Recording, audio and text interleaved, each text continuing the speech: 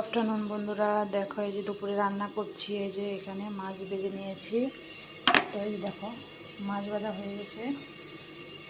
তারপরে এখানে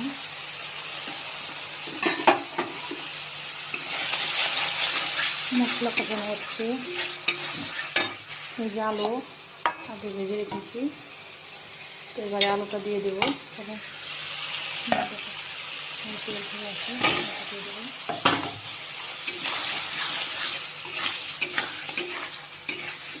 শুধু আলু দিয়েই মাছের ঝোল করবো। এটা বলছে রুই মাছ, এটা হচ্ছে রুই মাছ, বুঝলো তো? রুই মাছ করবো শুধু আলু দিয়ে, নতুন আলু দিয়ে রুই মাছ। চলো রান্না করি, টাকা।